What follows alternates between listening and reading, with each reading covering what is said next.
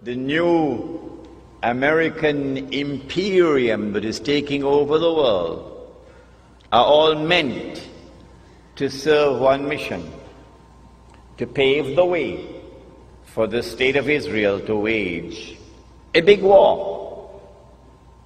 And as a consequence of that big war that Israel is going to wage, the territory of the state of Israel is going to dramatically expand to encompass the biblical frontiers of Israel, of the Holy Land. Bible says, from the river of Egypt to the river Euphrates. That's not true. The Quran proves that that is false. The Holy Land does not exist from the river of Egypt to the river Euphrates. That is false.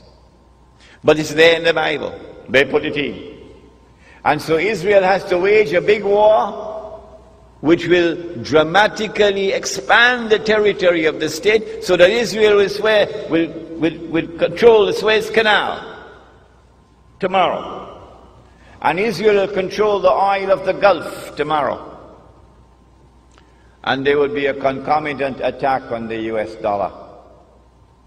And the US dollar collapses, and when it collapses, it will bring down the whole world of paper money with it. This is our lecture on Islam and the international monetary system. When Israel wages that big war, I expect that Israel will unleash weapons of warfare we've never seen before.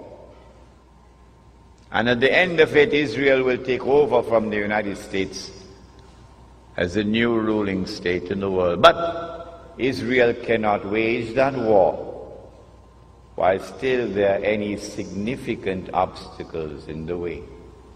And now put on your thinking caps. Which is the most significant obstacle which still stands in the way of Israel waging her big war? Is it a man named Osama bin Laden and his men hiding in caves in Afghanistan? Is it that blue-eyed stooge of the Yankee, a man named Saddam Hussein? Are they significant obstacles in the path of Israel? Is it Taliban in Afghanistan? Wake up. None of these are significant obstacles in the path of Israel. Israel has one major obstacle in its way that must be removed before Israel can wage that big war, and it is Pakistan's nuclear weapons capacity.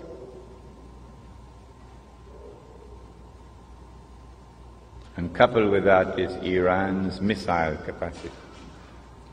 And so all the hullabaloo we're going through now, all the maneuverings on the chessboard of the world are all intended to culminate with the destruction of Pakistan's nuclear capacity. That is around the corner. That's about to take place. Pervez Musharraf, of course, is playing a very significant role in it. I expect that Israel will be able to wage a big war probably within the next 5 to 10 years. But Allah knows best. When Israel wages that big war and replaces the United States as a ruling state in the world, the first ruling state was Britain. The second ruling state was the United States. The third and the last would be this imposter, the state of Israel.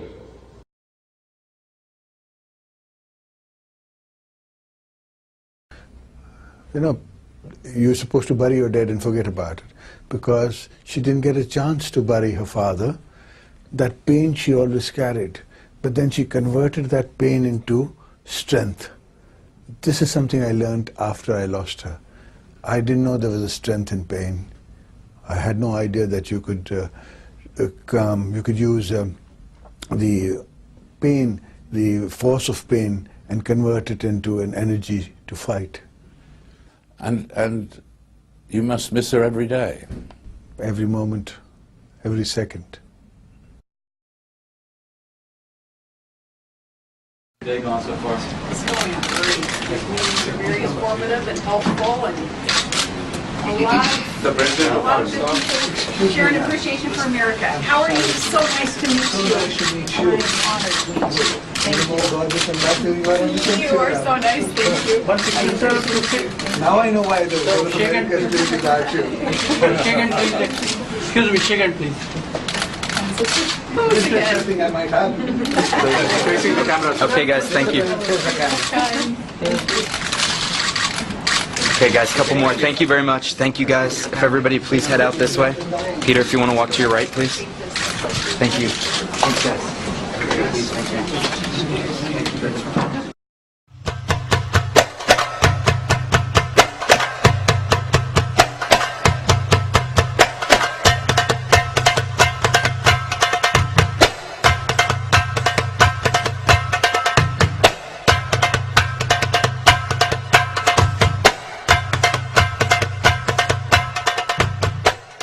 In Pakistan, meanwhile, the first apparent U.S. missile strike since Barack Obama became commander-in-chief. At least 17 people were killed, and the world is getting an early sample of the new administration's war on terror. Let's head over to the Pentagon. Our correspondent Barbara Starr is standing by. What happened, Barbara?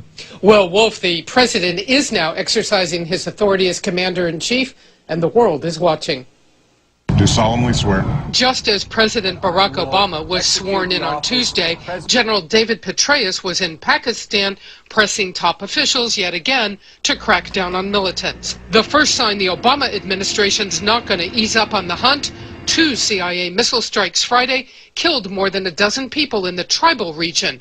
There have been some 30 strikes like these over the past year.